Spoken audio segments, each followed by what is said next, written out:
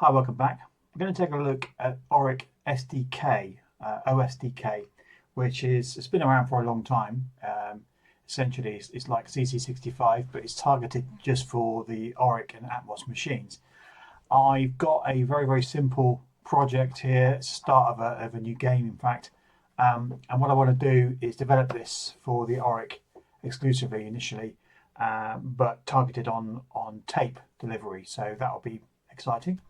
So this is very early days, and I want to talk you through some of the config steps for the project.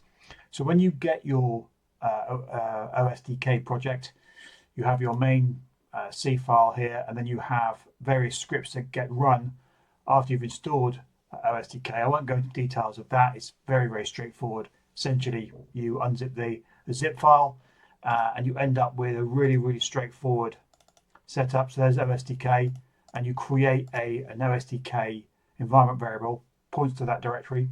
That's it. It's really easy. It comes bundled with the emulators and everything else. It just works out of the box, which is great. So when you've got a new project, you then have these three files here, and you execute the config bat file, and that sets some various parameters. Then you do the build step, and then you do the execute step. And that's fine. You can do all those in sequence. But I've added an additional file to make things easier that runs everything in one go and does a bit more. So the run.bat, and I'll put this in a link to the Git repo for it, that will look for any emulators running, kill them off. Then it does the config and build, and if there's no errors, it then generates a WAV file, which hopefully will run on our actual Oric machine. So if we run this, literally just type run, it'll do the compilation, generate the .tap file, which is the binary image, and then generate the zip file and run the emulator. So it's really straightforward, really super simple. What's cool is that in the build folder you now have the .tap, which is, as I say, the binary, and that can be run in the emulators, or there's also a .wav, which is the audio equivalent of that in fast mode.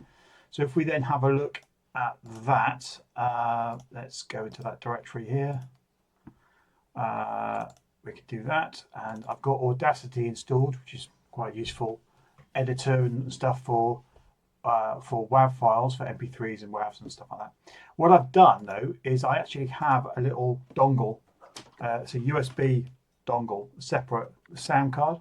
What I want to do is be able to output the WAV just in that. So that will be specific, no other use for it, but that's the specific interface for generating sound, playback of sound, possibly even sampling of sound. That's not the default audio device. One of the challenges is what you don't want to do is if you're outputting this to tape or whatever, you want to be sure that there's no notifications on Windows or that sort of crap right in the middle of your playback, because that will obviously screw up the image. So here I've set the default playback for that, default recording. I've set it to direct sound, and by doing that, if I push that, you can just about hear that. That's now coming out of the headphones, i.e. this device, so it's separate from everything else. So that should, in theory, be quite nice. We should be able to, and we'll try that in a minute. This will be a live demo. It may not work, but what I want to do is to try and load this program on the Oric, on real hardware, which will be interesting. I don't know whether it will work. If that does work, then we'll try it on a tape. So we'll actually record that on the tape and then play it back. Who knows? It may work, it may not work.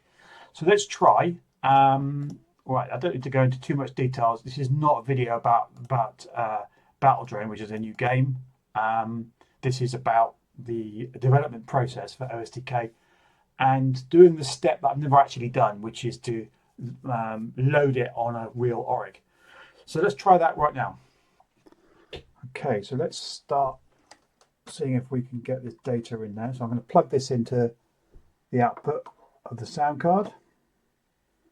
I'm going to look for a load. I don't know what volume setting we need to set it to. I'm kind of guessing, really. Oh, it's loading. That's a good sign. Interesting. So there's about 50 seconds of WAV, I believe.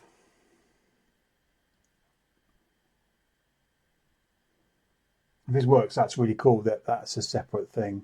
Just makes things potentially easier.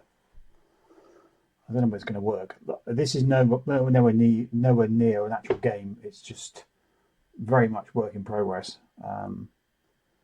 But I didn't want just a hello world. I wanted something a bit more to it than that. But, you know,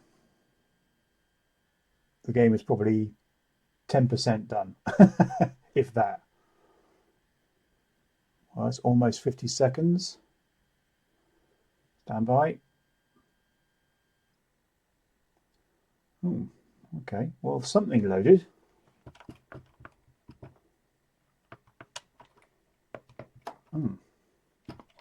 Should be nothing in there.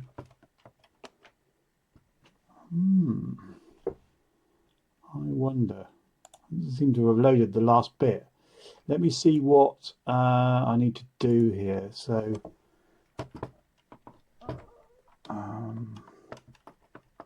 oops.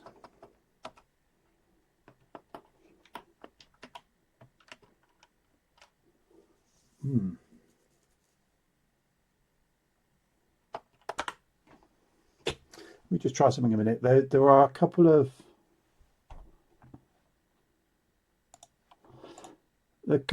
switches. One is, it says 11 or 8 in the tap to WAV. I've just swapped it from 11 to 8, and we'll load that file up again and see what happens. I really don't know what's happening with that. Where is it? There we go. Okay, it's doing something.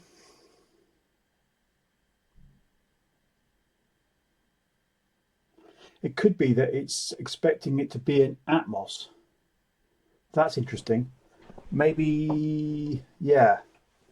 Maybe I could try this on my Atmos. It could be that.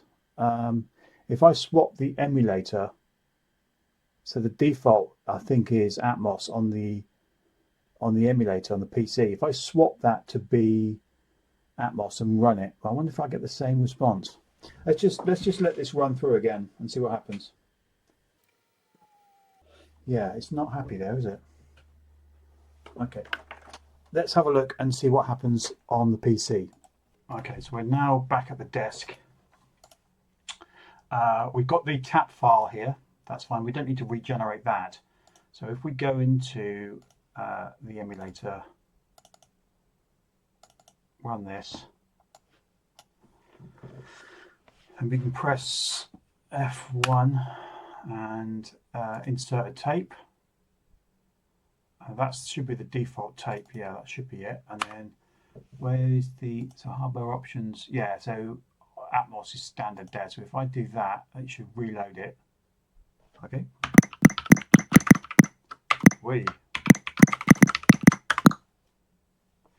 And then I've got to reload the tape. F1T. Okay, loading.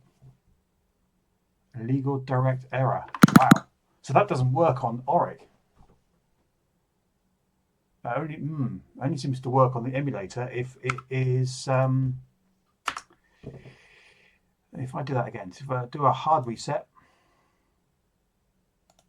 and then go back into it and change the machine type to be Atmos,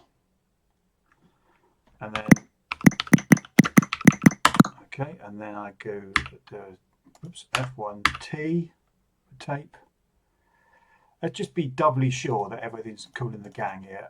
Build, and I'm pretty sure it's going to be right. That works.